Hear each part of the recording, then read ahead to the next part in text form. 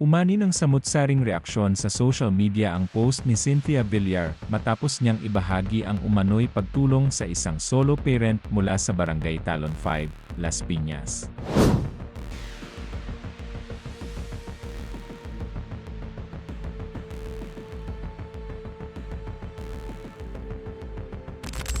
Ayon sa kanyang mensahe, isang computer ang kanilang ibinigay upang makatulong umano sa trabaho at pang-araw-araw na gawain ng naturang magulang. Sa kanyang pahayag, sinabi niyang isang karangalan para sa kanila ang makapag-abot ng tulong sa komunidad at umaasa siyang kahit maliit lamang ay makakatulong ito sa patuloy na pagsisikap ng solo parent para sa pamilya at komunidad.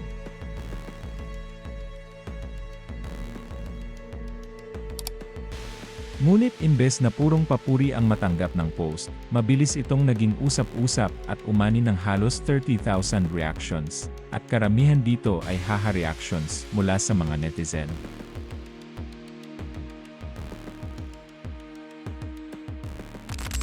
Ang dahilan?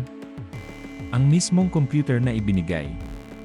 Ayon sa mga nakakita ng larawan, tila napakaluma na ng unit at mukhang galing pa sa panahon ng mga PisoNet shop noong early 2010s.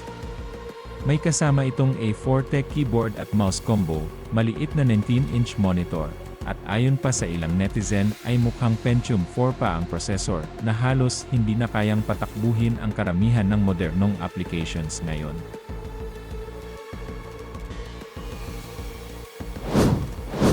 May mga nagbiro pa na baka 128 MB RAM lang umano ang laman nito, isang specs na halos hindi na ginagamit sa kasalukuyang panahon.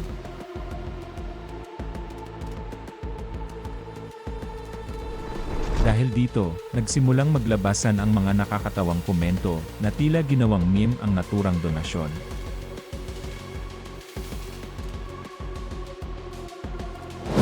May isang netizen na nagsabing baka raw iyon pa ang computer ni Camille Villar noong high school. May nagkomento rin na parang sleeper build daw ang computer, yung mukhang luma pero malakas daw sa loob, kahit halatang biro lamang iyon. Ang iba naman ay mas lalong naging malikhain sa pang-aasar. May nagsabi na ang processor daw ay Villar Core Ultra, habang ang video card naman ay Vilvidia. May nagbiro pa na baka may mouse ball pa raw ito sa loob, habang ang iba ay nagtatanong kung may floppy disk drive pa rin ba ito.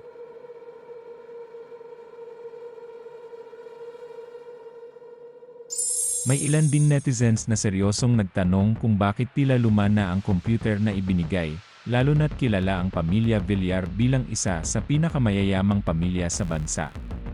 Para sa kanila, kung tunay na layunin ang tumulong, mas mainam sana kung isang mas modernong kagamitan ang ibinigay na talagang makakatulong sa trabaho ng isang solo parent sa kasalukuyang digital na panahon.